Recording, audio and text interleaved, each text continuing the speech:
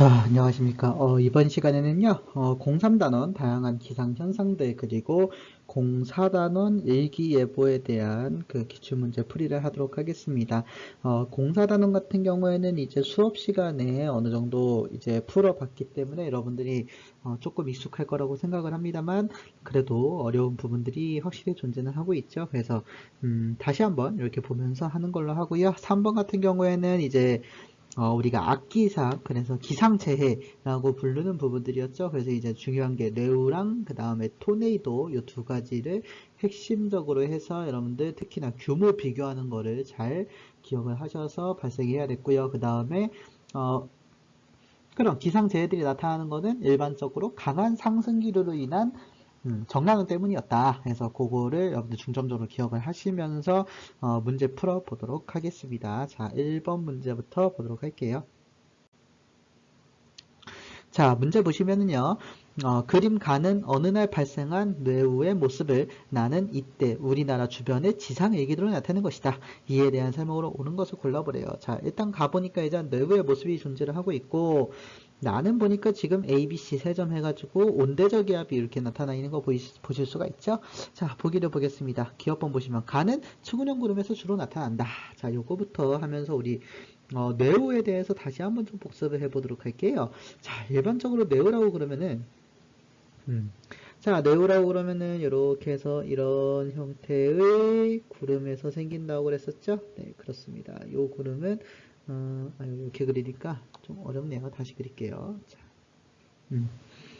자, 이렇게 해서 어느 정도 높이가 있는 자, 이런 형태의 구름에서 만들어진다고 했습니다. 이 구름은 높이가 굉장히 높죠. 네. 그래서 이런 높이가 높은 구름을 우리가 이제 정란운이라고 부른다고 했었는데요. 네. 자, 그래서 이제 뇌운이 뭐 이런 것들은 전부 다 정란운에서 발생을 합니다. 자, 정란운에서 강한 상승기류로 인해서 이렇게 공기가 공급이 된다고 했었어요. 자, 강한 상승기류가 여기서 발생을 하는데 이 강한 상승기류에서 이제 태풍과 비슷하게 열과 수증기가 지속적으로 공급이 된다고 했었죠. 네, 그래서 열하고 수증기가 공급이 되면서 여기에 이제 많은 양의 이제 구름이 강하게 형성이 되고 여기서 이제 빗방울이 생기죠. 네, 그렇습니다. 그래서 여기서 이제 빗방울이 생기면서 이 빗방울이 하강기류를 타고 떨어진다고 얘기를 했었어요. 여기서 또 제가 이제 하강기류라고 그랬다고 해서 여기서 또 고기압이라고 생각하시면 안 됩니다. 네. 아무튼 여기서 이제 강한 비, 그리고 천둥 번개 친다고 그랬죠. 네. 천둥번개 여기 좋은 그림 있으니까 이거 다시 보시고요. 네, 그래서 이렇게 이제 여기서 내리는 비는 이제 정랑이다 보니까 소나기성 강우가 된다고 했었고요. 그 다음에 요거 이제 천둥번개 요 두 가지를 합쳐서 우리가 뇌우라고 부른다고 했었죠.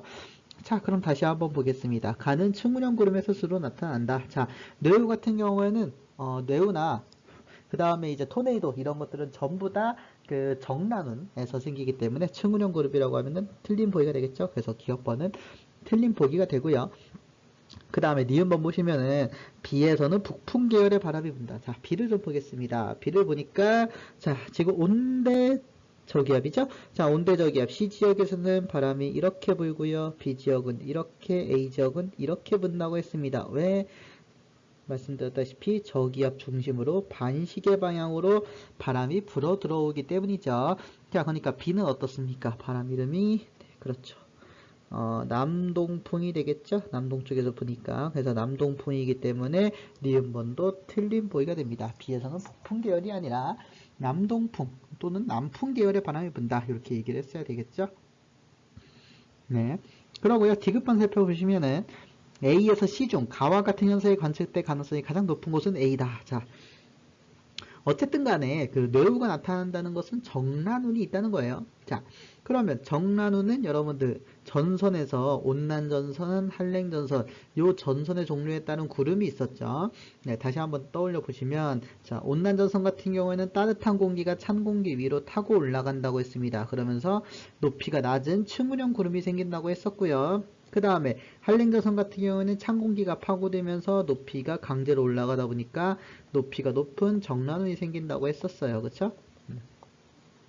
그러니까 이런 경우죠. 그래서 한랭전선 뒤쪽에 해당되는 것이 지금 A이기 때문에 A에서 뇌우가 발생할 가능성이 높겠죠. 네, 그래서 D급번은 맞습니다. 이렇게 해서 답은 D급만 맞는 2번이라고 볼 수가 있겠죠. 자, 여기서는 이제 뇌우가 어떤 곳에서 발생을 하는지에 대한 내용이었고요. 나머지는 이제 앞에서 배웠던 내용들이니까 간단히 좀 알아봤습니다. 여러분들 앞에서 배웠던 내용들이 좀 어렵다 싶으면은 이제 동영상 다시 한번 보시거나 아니면 좀 더 공부를 해보시는 자세가 필요하겠죠. 자, 그럼 이제 다음 문제로 넘어가 보도록 하겠습니다.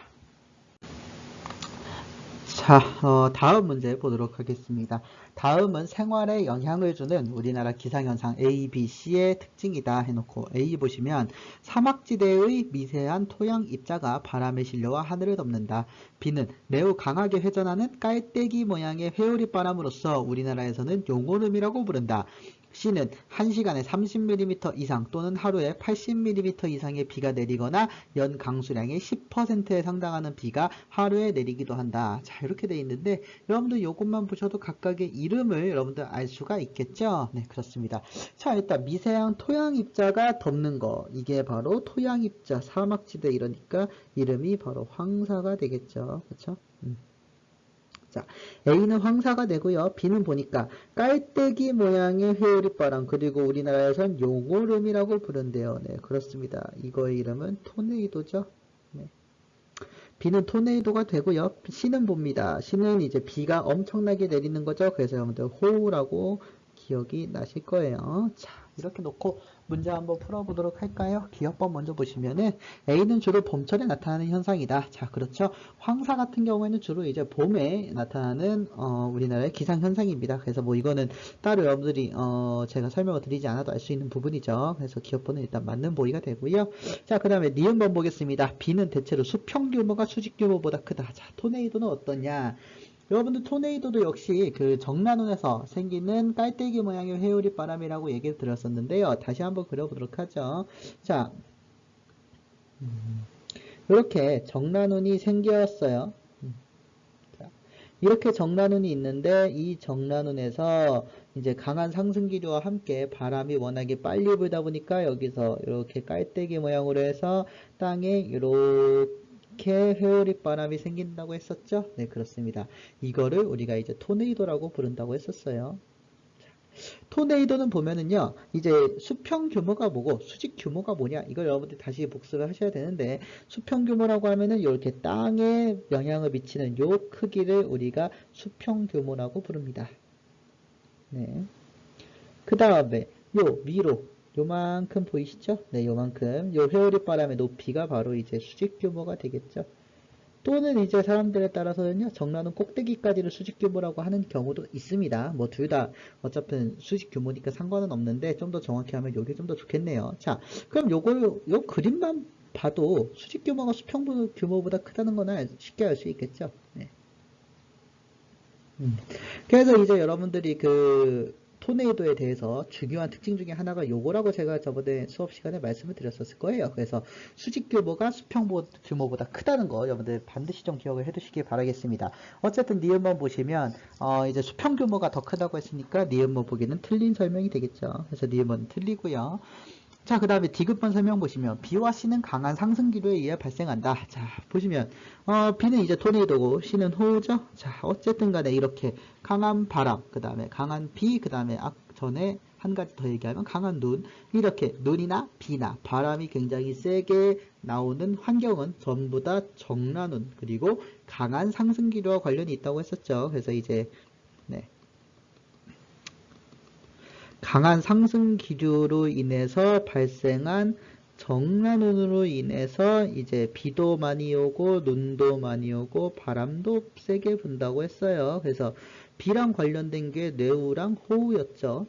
그 다음에 눈이랑 관련된 거는 폭설, 그죠? 그 다음에 우박이 있었고, 그 다음에 바람과 강풍 관련 있던 거는 토네이도, 그 다음에 강풍, 또 하나 얘기하면은 2차적인 거긴 하지만 폭풍 해유도 있었죠. 네.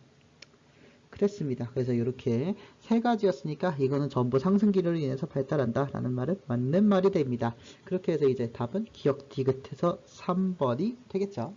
자, 여기서는 뭐 토네이도의 기본적으로 가장 중요한 특징 중에 하나였던 어떤 규모가 더 큰가? 요거 이제 직접적으로 물어봤던 문항이고요. 나머지는 뭐 공통적인 것들을 좀 물어본 그렇게 어렵지 않은 문항이라고 볼 수 있겠네요. 자, 그러면 이제 3번 문제로 넘어가도록 할까요?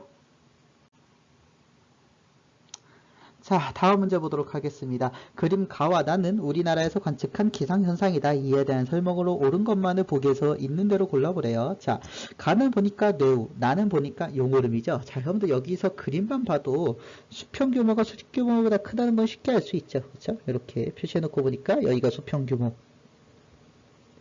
네. 그 다음에 여기가 이제 수직 규모죠. 요것만 봐도 수직 규모가 훨씬 크다는 거 쉽게 알 수 있습니다. 자, 아무튼 뭐 그거는 이제 앞에 문제랑 좀 연관을 시켜봤고요. 그냥 한번 보기 보시죠.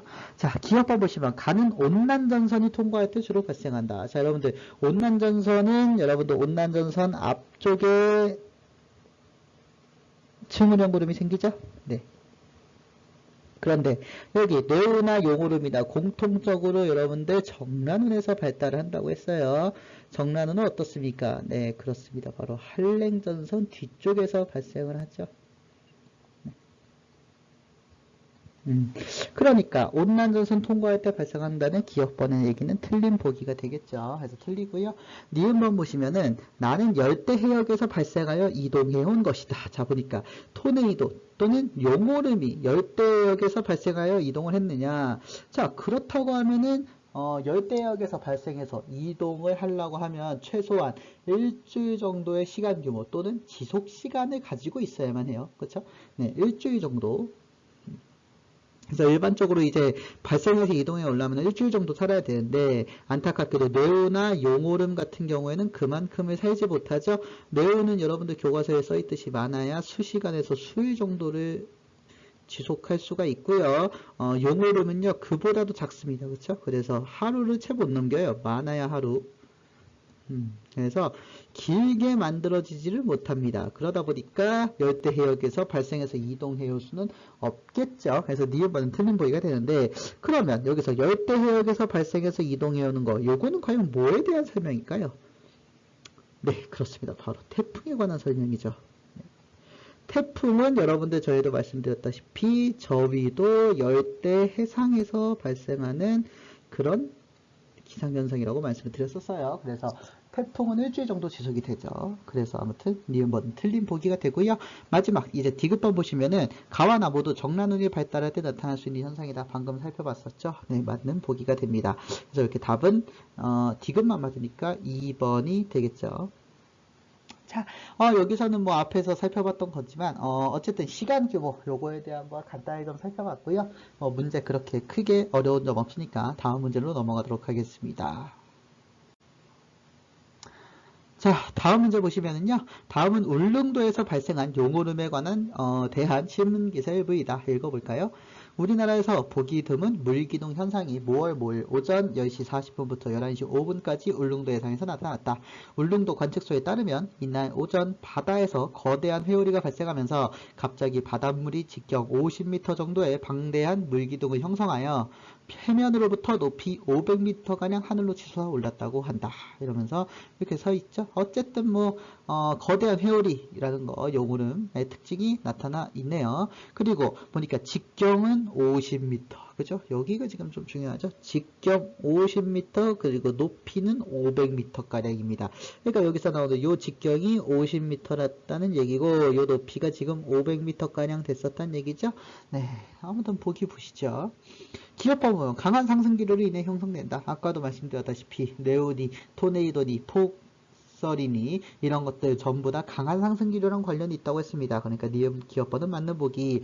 니은은 어떻습니까? 수평 규모보다 수직 규모가 더 크다. 방금 그림에서 봤듯이 수평 규모는 여기서 50m 정도였으나 수직 규모는 500m에 달할 정도로 굉장히 크죠. 그러니까 수직 규모가 더 크다는 말도 맞는 보기가 되겠죠. 그래서 니은번은 맞는 보기가 되고요.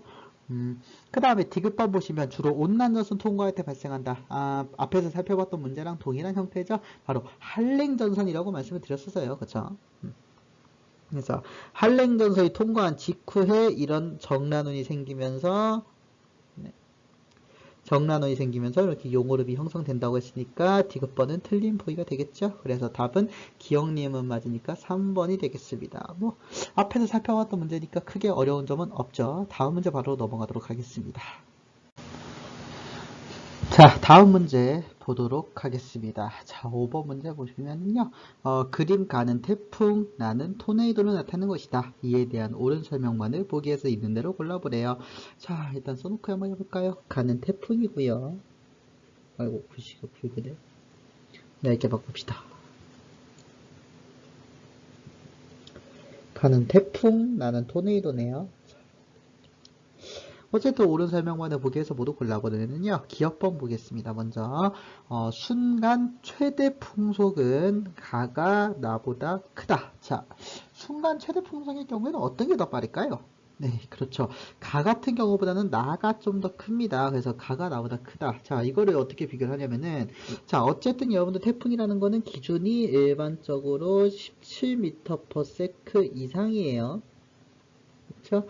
그래서 여기서 이제 관측된 것 중에서요 가장 빨랐던 거는 우리나라에서는 초속 60m/s까지 나왔던 적이 있습니다. 우리나라 흑산도였을 거예요, 제 기억에.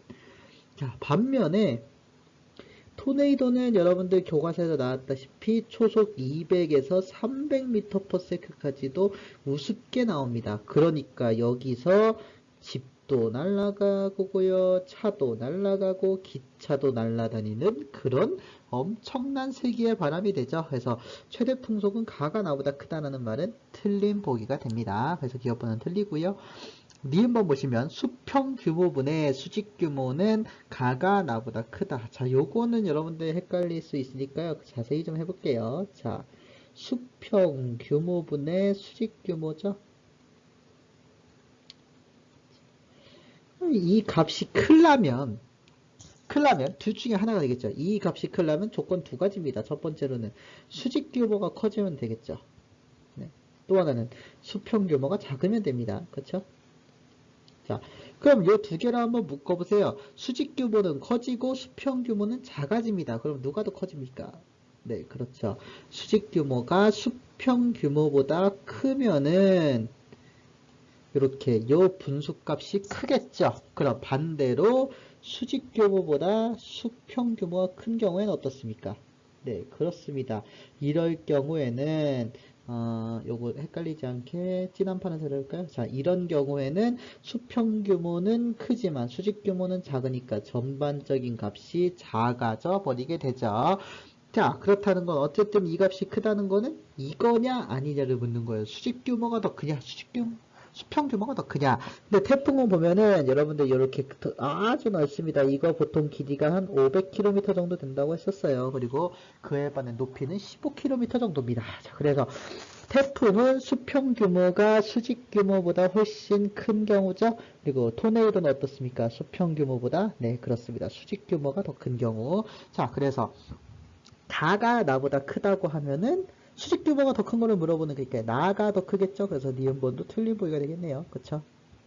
좋습니다. 그 다음에 디귿번 살펴보시면은요. 가에서 바람은 태풍의 진행 방향의 오른쪽이 왼쪽보다 강하다. 자, 태풍 진행 방향의 오른쪽 왼쪽은 이제 앞 단원에서도 여러분들 살펴보셨지만요.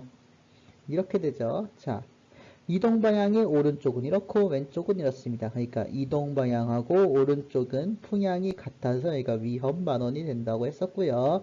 그 다음에 왼쪽은 어떻습니까? 반대기 때문에 안전 반원이 된다고 했었죠. 그래서 오른쪽이 왼쪽보다 강하다는 말은 맞는 얘기가 됩니다. 자, 이렇게 해서 답은 디귿 하나 맞으니까 2번이 됐죠. 자, 뭐 여기서는 이제 어려웠던 부분이 니은번이 좀 가장 헷갈릴 수 있을 만한 부분이었어요. 왜냐?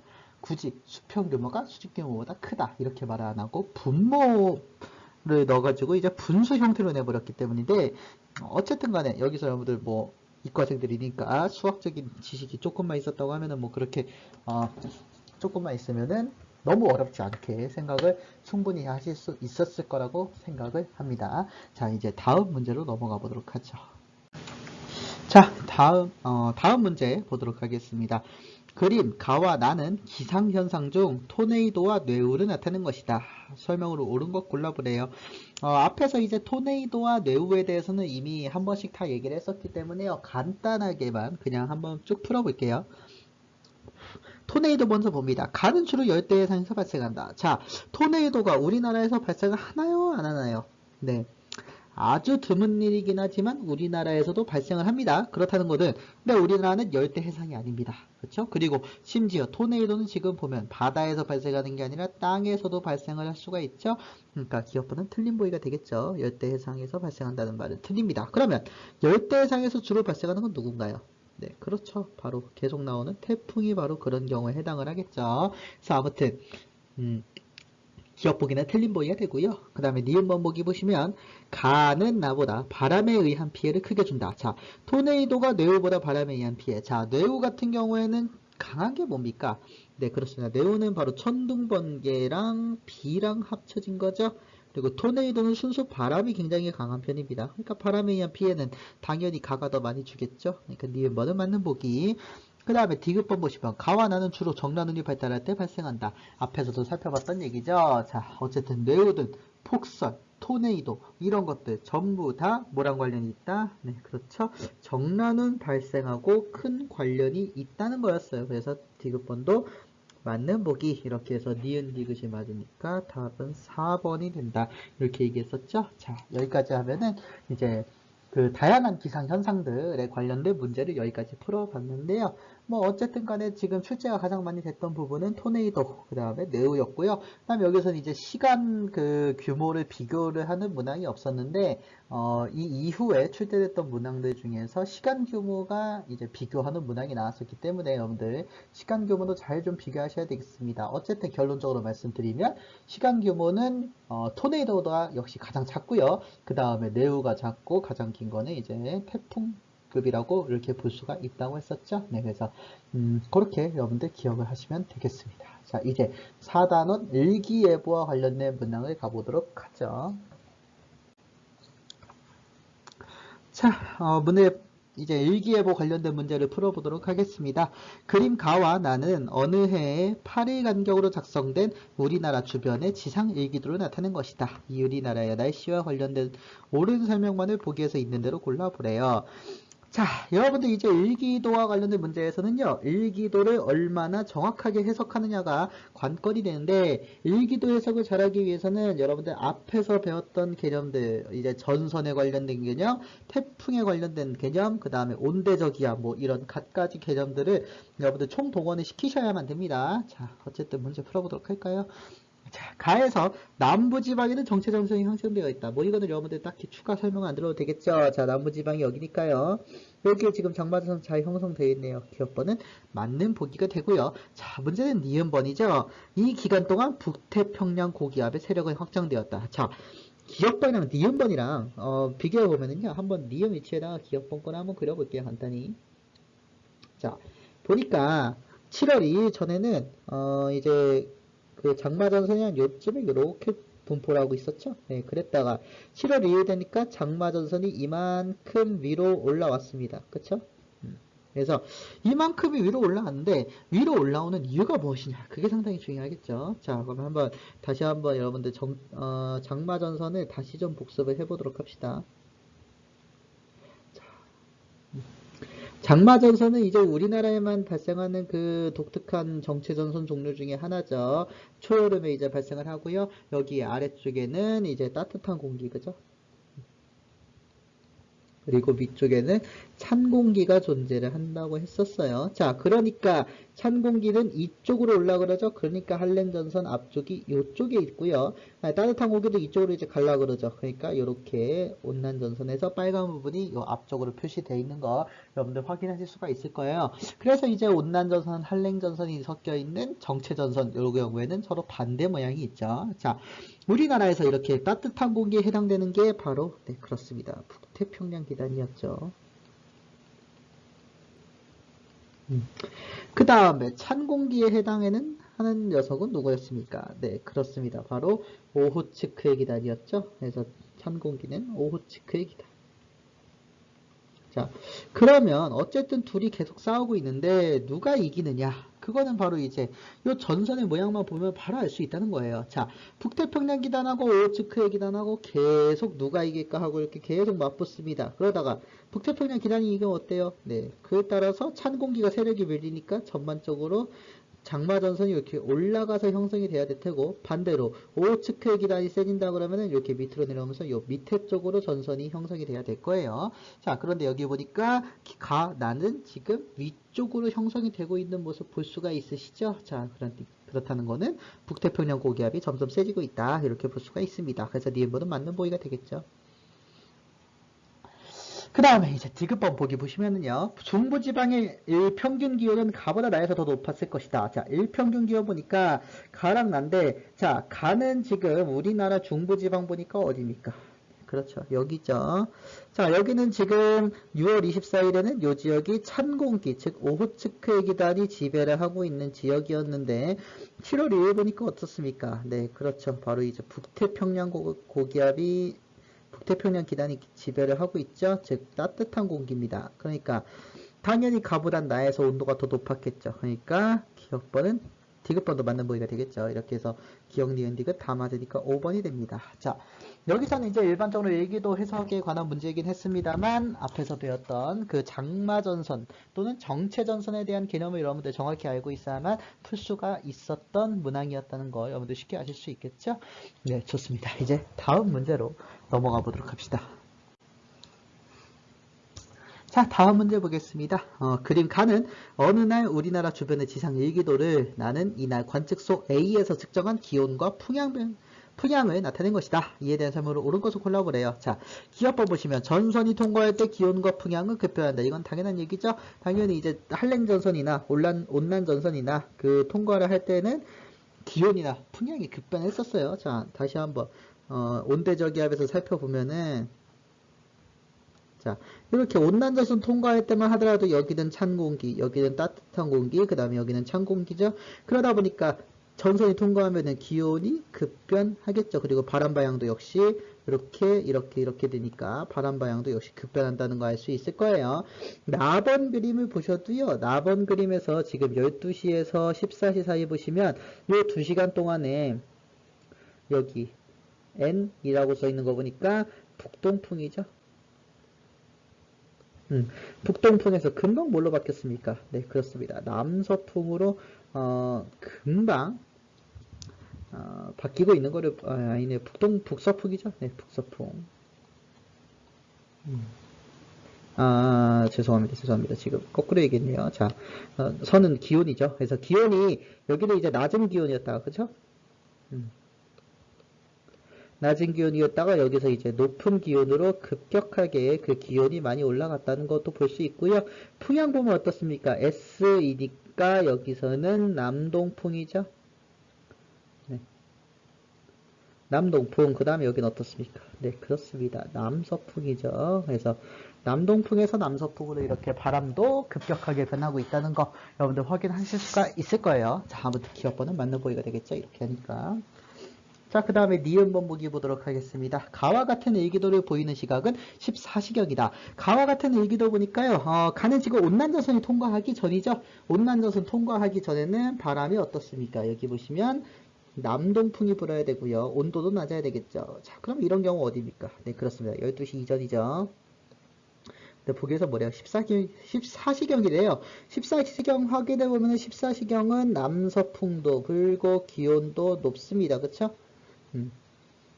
그렇다는 건 뭐예요? 이미 온난전선이 통과를 했다는 얘기죠. 그래서 이제 14시경이라는 말은 틀린 보기가 되겠죠. 그래서 니은번은 틀리게 되고요. 디귿번 확인해 보시면 온대저기압이 통과하는 동안 A에서의 풍향은 시계 방향으로 변한다. 자, 온대저기압 통과하면서 풍향이 어떻게 변하느냐? 역시 여러분들 앞에서 이제 태풍 문제 보셨으면 태풍은 이제 저기압 중심으로 흘러간다는 거 다 아시고 있죠?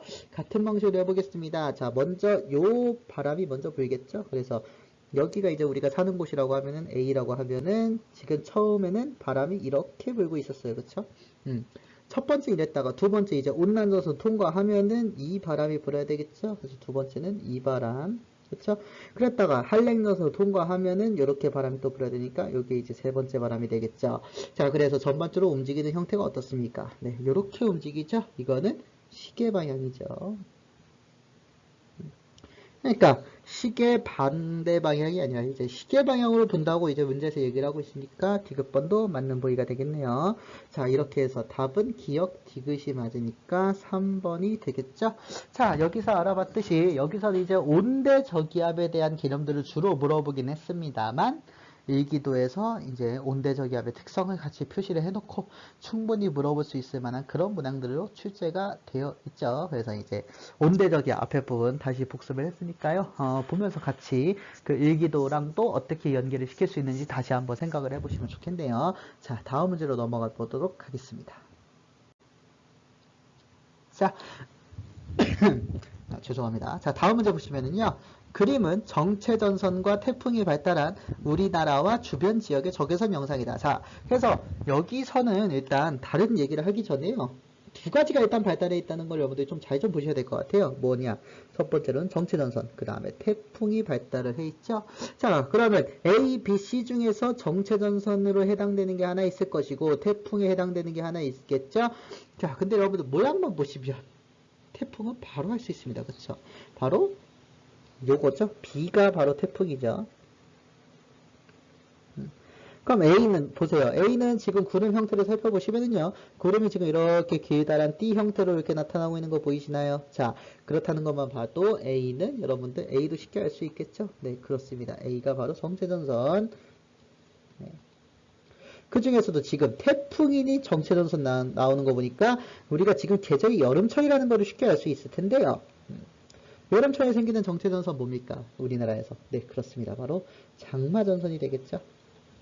그래서 이제 A는 정체전선이자 장마전선이 되고요. 그러면 C는 무엇이냐? 자, C는 지금 구름도 안 생기고 비도 안 내리는 환경인 거 보니까 C가 일단 고기압인 거는 여러분들이 알 수가 있을 텐데요. 자, 고기압 중에서도 뭐냐? 여름철에 생기는 이 우리나라 지금 어디 있냐면 우리나라가 한 여기쯤에 있거든요. A가 위치해 있는지요. 자, 그러니까 우리나라 남쪽에서 이렇게 다가오는 고기압 무엇입니까? 네, 맞습니다. 바로 북태평양 기란이죠.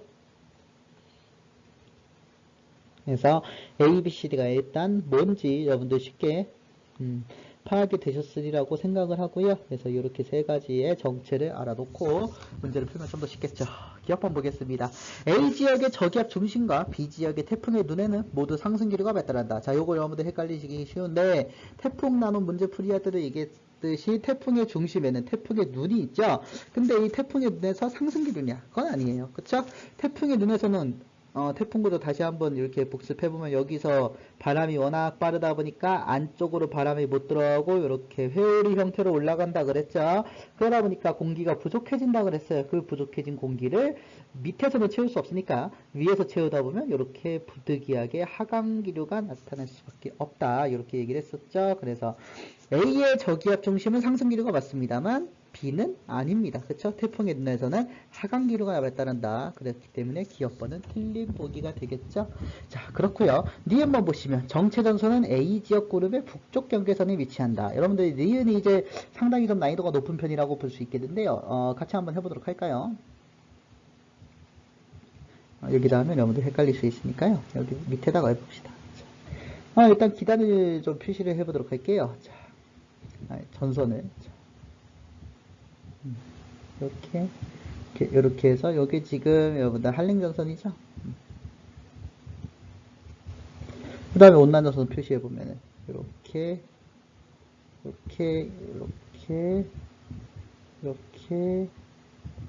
다음에 이렇게 되겠죠. 자, 그래서 이제 요게 이제 온난전선, 한랭전선의 모양이 될 텐데요. 자, 그럼 여기서 한번 확인해 보겠습니다.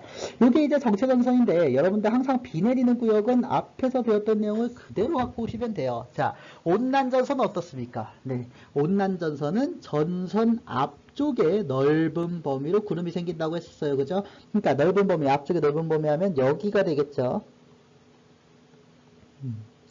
여기서 이제 구름도 생기고 비도 내리고 합니다. 자, 그러고요. 이제 한랭전선은 어떻습니까? 네, 그렇죠. 한랭전선은 뒤쪽에 좁은 지역으로 구름이 생긴다고 얘기를 했었죠. 그러니까 표시해보면 어떻습니까? 네, 바로 여기가 되겠네요. 이렇게. 자, 그럼 어떻습니까? 한랭전선이니 온난전선이니 다 정체전선 위쪽에 구름을 만들게 된다는 걸 여러분들 쉽게 알 수 있죠. 자, 그러면 여기 그림 A에다가 그려보면 어떻습니까? 정체전선의 위치가 구름이 생기는 밑에 쪽 바로 여기쯤이 바로 대부분의 장마전선 위치라고 볼 수 있겠죠? 몇 개만 그려오면 이렇게 되겠네요. 그죠? 그래서 이렇게 될 테니까 A는 북쪽 경계선이 아니라 남쪽 경계선에 위치한다는 걸 여러분들 아실 수 있겠죠. 그래서 아무튼 니은 번복이는 어떻습니까? 네, 그렇습니다. 틀린 보기가 되겠죠. D급번 보시면 C지역의 북태평양 기단이 발달되어 있다. 아까 얘기했던 거니까 맞는 보기가 되겠네요. 그래서 답은 D급 하나만 맞으니까 3번이 되겠죠. 네. 자, 이렇게 했는데 어려운 부분은 역시 니은이 가장 어려웠다고 볼 수 있습니다만 어쨌든 온난전선 그 다음에 한랭전선이 합쳐진 경우가 두 개가 있었어요. 바로 이제 여기서 살펴봤던 그 정체전선 그 다음에 한 가지 더 있죠. 네, 그렇습니다. 폐색전선 이렇게 두 가지가 이제 그 온난전선하고 한랭전선이 이제 합쳐져서 생기는 부분이라고 이렇게 보실 수가 있는데요. 정체전선은 지금 살펴봤듯이 남쪽 끝에 전선이 걸쳐 있고 구름이 북쪽에 많이 분포를 하고 있는 그런 형태를 띌 수 있고요. 그 다음에 폐색전선은 여러분들 그려보시면 아시겠습니다만 앞쪽과 뒤쪽, 즉 남쪽, 북쪽인 또는 동서쪽 모두 전선 앞뒤쪽에 모두 구름이 골고루 걸쳐 있기 때문에 꽤나 넓은 지역에 비가 내릴 수 있다. 이렇게 얘기를 했었을 거예요. 자, 그래서 요 차이점 한번 여러분들 잘 좀 보시면서 구분을 하시면 좋겠습니다. 자, 이제 다음 문제 한번 가보도록 하시죠. 자, 다음 문제 보도록 하겠습니다. 그림은 어느 해 7월에 하루 간격으로 작성한 우리나라 주변의 지층의 일기도이다. 해놓고 7월 7일 21시, 그 다음에 7월 8일 21시 이렇게 표시가 되어 있죠. 옳은 것 한번 골라보도록 하겠습니다. 기업번 보시면 하루 동안 정체전선은 북상하였다. 자, 보면은 자, 7월 7일에는 지금 우리나라 제주도 근처에 지금 장마전선이 위치를 하고 있었어요. 자, 그랬다가 7월 8일 보니까 어떻습니까? 여기까지 지금 올라왔죠? 자, 어제는 전날은 정체전선이 여기 있었어요. 그랬다가 이렇게 위로 올라와 있다는 거 쉽게 확인을 할 수 있죠. 그래서 정체전선 북상했다. 맞는 얘기가 되겠네요. 한번 보시면 온대저기압의 이동 방향은 동에서 서이다. 자, 온대저기압 표시되어 있는 거 하나 보시나요? 네, 그렇죠. 여기 있죠. 여기 온대저기압이 있는데 전날은 여기 있었고 7월 8일 보니까 여기까지 왔네요. 그죠? 자, 7월 7일에는 여기, 7월 8일은 여기 요렇게 이동했습니다. 그쵸? 요쪽이 동쪽, 요쪽이 서쪽이니까 이동 방향 보면은 서에서 동이 되겠죠? 그러니까 동에서 서라고 한 니은번 보기는 틀린 보기가 되겠네요. 자, 그 다음에 디귿번 보기 보시면은요. 7월 7일 21시 서울 지역의 풍향은 북서풍이다. 자, 21시 보니까 여기 지금 일기기호가 표시되어 있죠. 자, 여러분들 일기기호 다시 한번 살펴보도록 할게요. 자, 일기기호는 여러분들 자, 세 가지 요소만 여러분들 기억하시면 된다고 그랬죠? 저기 있는 거 그대로 한번 해볼까요? 자, 이렇게 놓고 이렇게 아이고 그림이 이상하네요. 이렇게 그려져 있고 이렇게 두 개로 표시되어 있고 여기가 지금 새까맣죠.